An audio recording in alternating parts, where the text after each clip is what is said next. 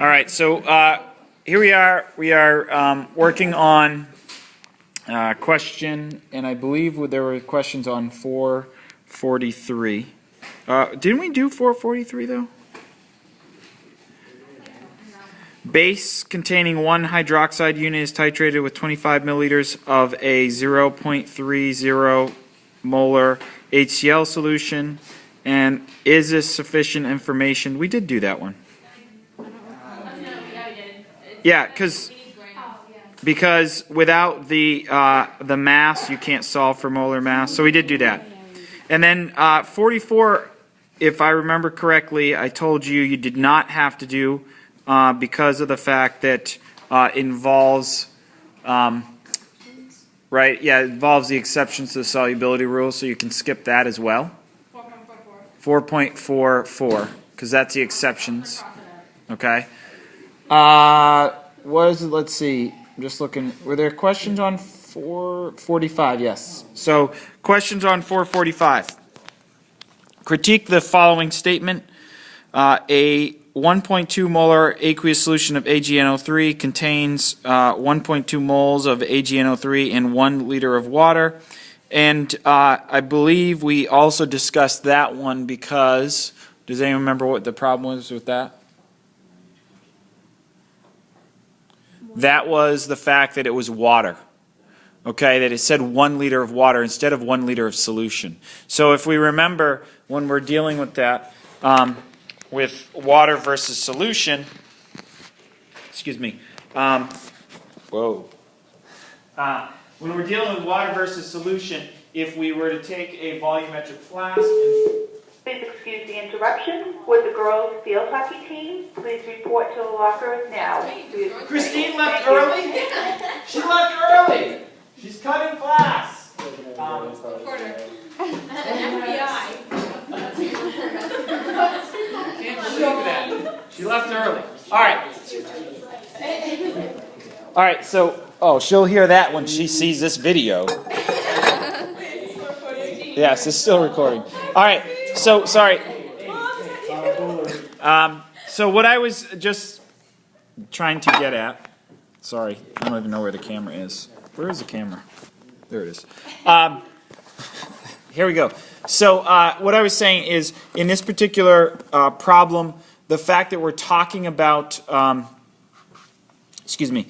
The fact that we're talking about a liter of water, oops, if I can get that there, a liter of water versus a liter of solution, that's the problem with that particular question, is it refers to a liter of water. When we're dealing with molarity, we want a liter of solution. So as I was saying, if we took a volumetric flask and we put a liter of water in it and then dissolve something into it, say 1 mole of something into it, would we have a 1 molar solution? And we wouldn't, because of the fact that,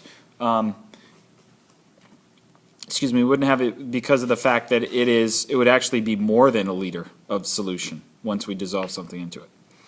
All right, let's see. I'm just trying to see. I don't see any 446. So 447. Determine the following for a sucrose solution. So the number of moles of sucrose in exactly 200 milliliters of a 0.100 molar solution. So number of moles in 200 milliliters of a 0.100 molar solution. So right, in order to solve for moles, what do we have to do? It is volume in liters times molarity, right? Volume times molarity would get us to moles. So if we say it would be 0.2 liters of solution, right? And hang on, am I reading the right one? Yeah, 0.2 liters of solution of a 0.1 molar solution. And how many moles would that come out to be? I believe it would be 0.020.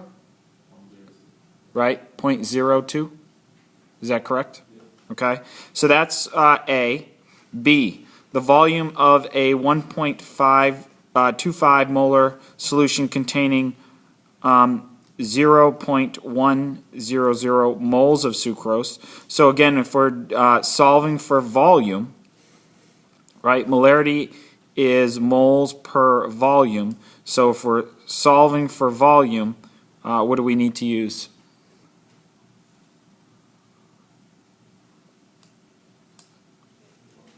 Would it be moles divided by molarity? We get us a volume, right? So if we do moles divided by molarity, okay, 0.1 divided by 1.25, what will we get for an answer? 0.08. Sounds good. All right, questions on that? Sorry, I'm going to do this again, because I can't hold this the whole time. All right. And then, let's see, C of this same problem. So right down here, the molarity of solution containing 10 grams of sucrose in exactly 500 milliliters. So in order to solve for that, we need to take the mass of sucrose, which is 10 grams, and we need to, well, first of all, what do we need to solve for? Moles, right? So we need to take the mass of sucrose of 10 grams divided by the moles, which or the molar mass, which is 342 grams, and so 10 divided by 342 gets us a value of what? Anyone have that?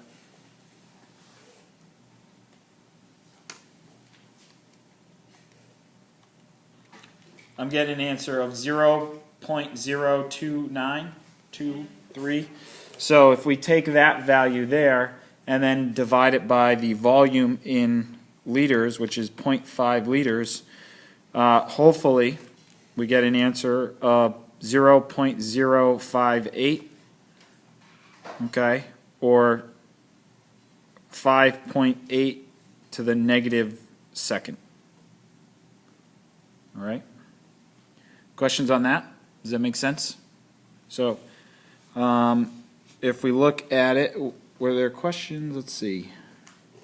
Yeah, 4.48.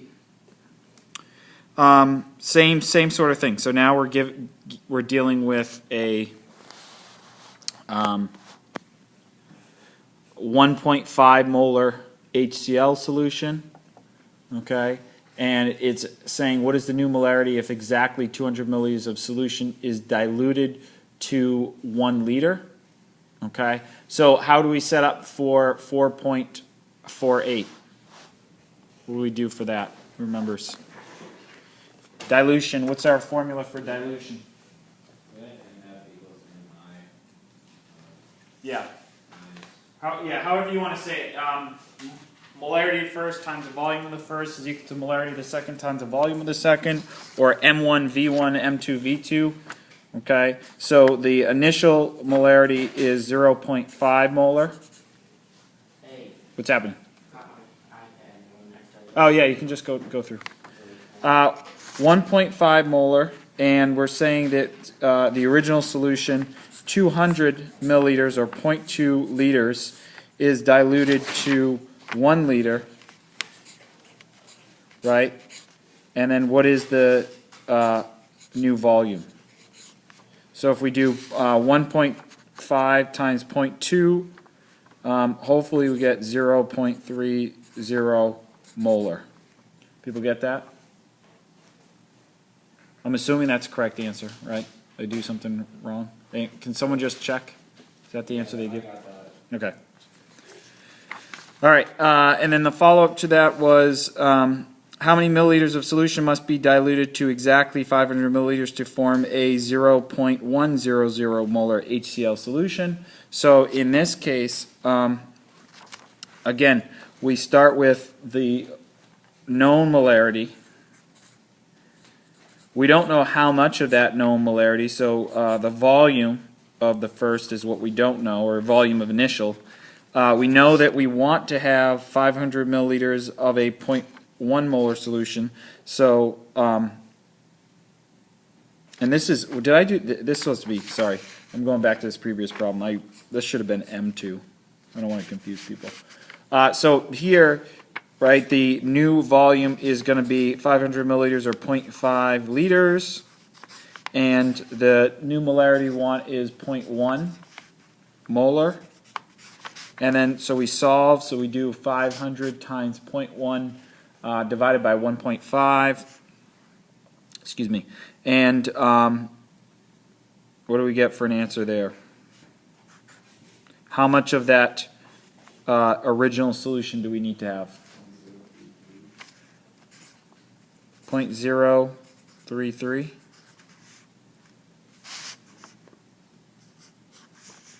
People in agreement with that? Okay. All right, and then the last part of it, C, was saying how, this is for 48C, how many moles of HCl are present when, in a diluted solution if exactly 100 milliliters of the original solution are diluted to 2 liters. Well, how many moles? Well, does it matter what it's diluted to? Really? Does it change? Does dilution change the number of moles? Yeah, number of moles won't change. It'll change the molarity.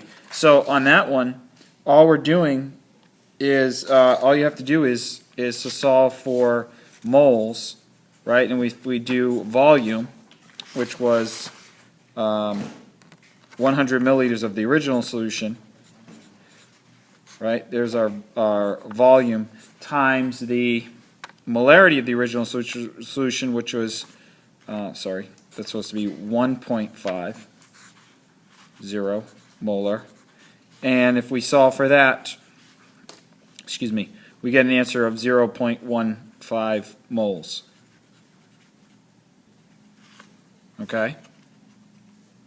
So that is 48C. People good with that? Okay. Moving on, let's see.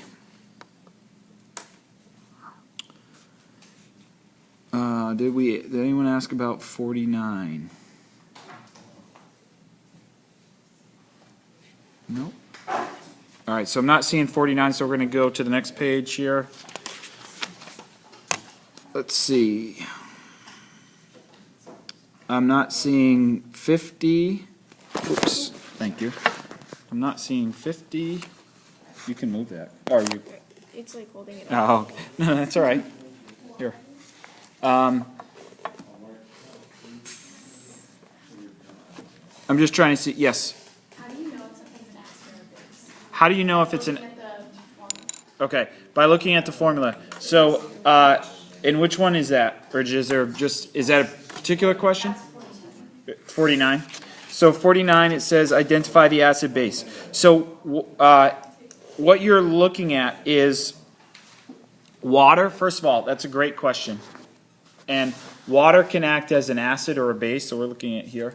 And so what you have to do is you have to look at what potentially it's reacting with.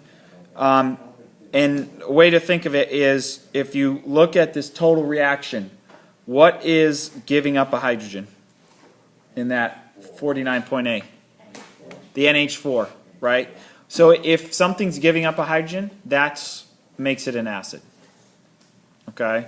So the NH4 in this 49.A is acting as the acid, and water is acting as the base. Okay?